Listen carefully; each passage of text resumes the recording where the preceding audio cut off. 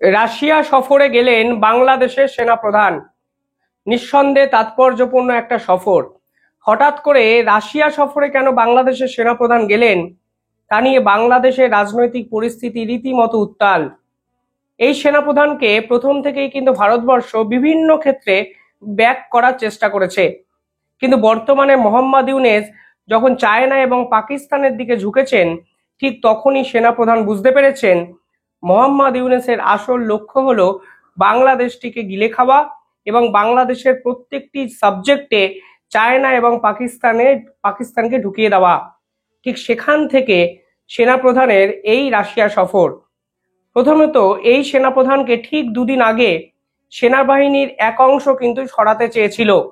শোনা যায় বাংলাদেশের যে প্রধান উপদেষ্টা মোহাম্মদ ইউনূস, তার যে প্রধান সহকারী ছিলেন সেই মাহফুজ আলম, যিনি হিজবুতের সঙ্গে জড়িত ছিলেন, তিনি এবং পাকিস্তানপন্থী আইএসআই পন্থী কিছু সেনাবাহিনীর কর্তারা একত্রে মিলে একটি গ্রুপ ফর্ম করেন এবং সেনাবাহিনী তখন বিদেশ সফরে ছিলেন।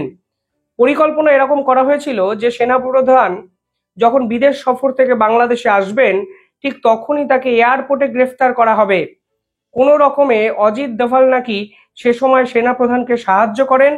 তার জন্য এই পাকিস্তানপন্থী এবং আইএসআই পন্থীদের এই চক্রান্তকে কিন্তু সেনাপ্রধান ভেস্তে দিয়েছিলেন। শুধু তাই নয়, সেনাপ্রধানের বিপক্ষে যে সকল গ্রুপ তৈরি হয়েছিল সেই গ্রুপের প্রত্যেকটি মাথাকে ধরে ধরে ধরে ধরে তিনি আইসোলেট করেছিলেন। এ তো গেল 1 মাস আগের কথা। হঠাৎ করে এখন সেনাপ্রধান রাশিয়া সফরে যাওয়ার পিছনে একাধিক বিশেষজ্ঞ একাধিক কথাবার্তা কিন্তু বলতে শুরু করেছেন। বর্তমানে রাশিয়া কিন্তু ভারতের অন্যতম প্রধান এক বন্ধু পক্ষ। কিছুদিন আগে রাশিয়ার পক্ষ থেকে অফিসিয়ালি ঘোষণা করা হয়েছিল পুতিন স্বয়ং নরেন্দ্র মোদীর সঙ্গে মিটিং করতে ভারতবর্ষে আসছেন।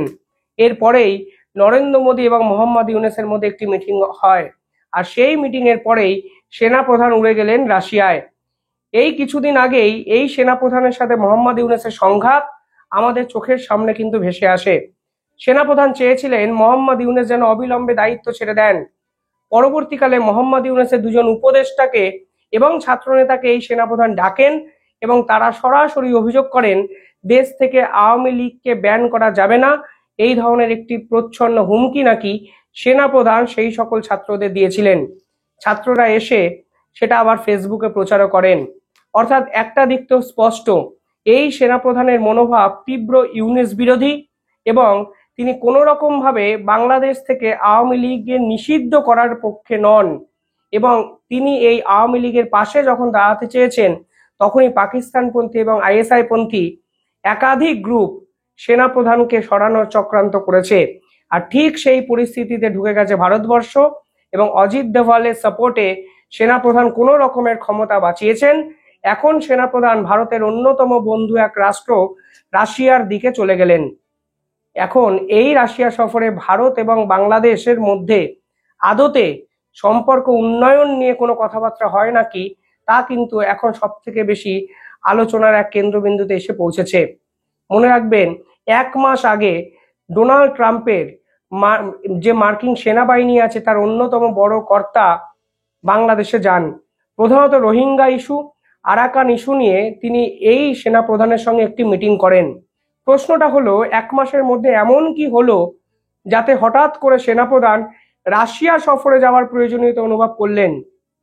দ্বিতীয় প্রশ্ন যেখানে আসে, সেনাপ্রধানের এই রাশিয়া সফর কি আমেরিকা যুক্তরাষ্ট্র খুব ভালোভাবে মেনে নেবে? তৃতীয় যে প্রশ্ন আসে, এই রাশিয়া সফরের পিছনে প্রচ্ছন্ন মদত কি ভারতবর্ষের আছে? কারণ যখনই ভারতবর্ষ পুরো বিষয়টা বুঝেছে যে আসলে ডোনাল্ড ট্রাম্পের সঙ্গে বন্ধুত্বপূর্ণ আচরণ এবং এর পাশাপাশি রাশিয়ার সাপোর্টটাও এই সেনাপ্রধানের প্রয়োজন, এবং ডোনাল্ড ট্রাম্পের আমেরিকা বহু আগে থেকে পরিকল্পনা করে রেখেছিল আরাকানদের যে পার্টিকুলারলি রাখাইন প্রদেশ, সেই রাখাইন প্রদেশকে নিজেদের কবজায় নিয়ে নেবে, তার পাল্টা ব্যাকআপ প্ল্যান হিসাবে রাশিয়া, ভারত এবং সেনাপ্রধানের কি একত্রে ত্রিশক্তি একটা মৈত্রী চুক্তি হতে পারে? এরকম একাধিক সমীকরণ কিন্তু সেনাপ্রধানের এই সফরে উঠতে শুরু করে দিয়েছে। একটু আগে একটু অতীতে আপনাকে ফিরে যেতে হবে, তাহলে আপনি বুঝবেন এই সফর নিতান্তই কোনো বন্ধুত্বপূর্ণ সম্পর্ক বিল্ড আপ করার সফর নয়। কারণটা কি? কারণ কোনো দেশের সেনাপ্রধান কিন্তু দেশের সামরিক শক্তির প্রধান হতে পারে, কিন্তু দেশের রাষ্ট্রপ্রধান নন। ফলে সেনাপ্রধান রাষ্ট্রপ্রধান নয়, অথচ অন্য একটি দেশে দ্বিপাক্ষিক চুক্তি করতে যাচ্ছে। এই রকম একটা জায়গায় দাঁড়িয়ে রাশিয়াতে কেন যাওয়া, সেই প্রশ্ন কিন্তু বাংলাদেশে বিভিন্ন ক্ষেত্রে উঠতে শুরু করেছে। আরো ইন্টারেস্টিং কথা হলো, এই সেনাপ্রধান আমেরিকা এবং কানাডা সফরে গেছিলেন মোহাম্মদ ইউনূসের সময়, এবং অনেকে বলেন মোহাম্মদ ইউনূসকে ক্ষমতায় বসানোর পিছনে জো বাইডেনের প্রত্যক্ষ মদত ছিল, এবং মোহাম্মদ ইউনূসকে কার্যত গিলে খেতে বাধ্য হয়েছেন সেনাপ্রধান। মানে মোহাম্মদ ইউনূসকে বসানোর সময় সেনাপ্রধান বিভিন্ন দিক থেকে বিভিন্ন অপোজ করলেও আমেরিকার এই সিদ্ধান্ত তাকে মানতে বাধ্য করা হয়েছে, এবং মোহাম্মদ ইউনূসকে তিনি মানতে বাধ্য হয়েছেন। আর মোহাম্মদ ইউনূস যখন ক্ষমতায় বসেন, ঠিক তার পরের দিনই, ঠিক তার পরের কিছু মাসেই সেনাপ্রধান বাইডেনের সঙ্গে গিয়ে দেখা করেন, আমেরিকা সফরে যান। কিন্তু বর্তমানে এই সেনাপ্রধানও কি বুঝে গেলেন, এই আমেরিকা যুক্তরাষ্ট্র তুলসী গ্যাবার্ড বাংলাদেশের পাশে আর নেই। আর তাই আমেরিকা যেহেতু পাশে নেই, তাই তিনি বিকল্প হিসাবে ভারতের অন্যতম বন্ধু রাষ্ট্র রাশিয়ার দিকে ঝুঁকতে শুরু করে দিলেন। কার মদতে তিনি রাশিয়ায় গেলেন, তিনি ভাবছেনটাই বা কি, এরকম একাধিক প্রশ্ন কিন্তু নিশ্চিতভাবেই উঠবে।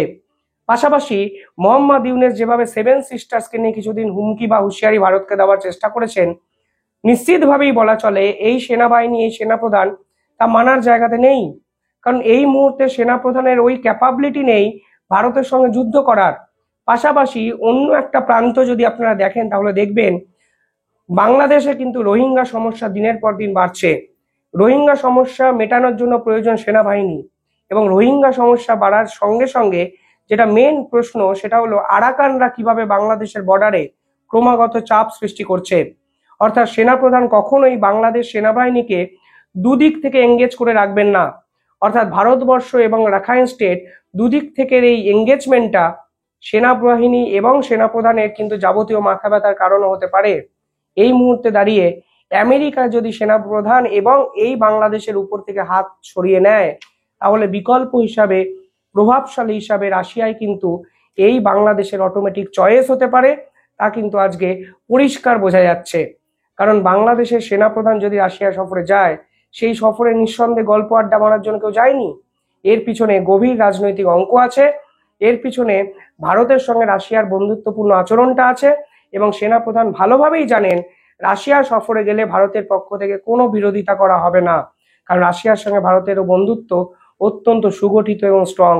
অর্থাৎ ডোনাল্ড ট্রাম্প যখন মাথার উপর দিয়ে হাত সরিয়ে নিয়েছে এই বাংলাদেশের, যখন তুলসী গ্যাবার্ড পরিষ্কারভাবে বাংলাদেশের এই সংখ্যালঘু নির্যাতন এবং এই সন্ত্রাসবাদীদের আতুরঘর হয়ে যাওয়া নিয়ে প্রকাশ্যে বিবৃতি দিয়েছেন, তখন আমেরিকা যখন পাশ থেকে সরে যায়, তখন কিন্তু পরিষ্কারভাবে বাংলাদেশের সেনাপ্রধানের প্রয়োজন হয় রাশিয়াকে।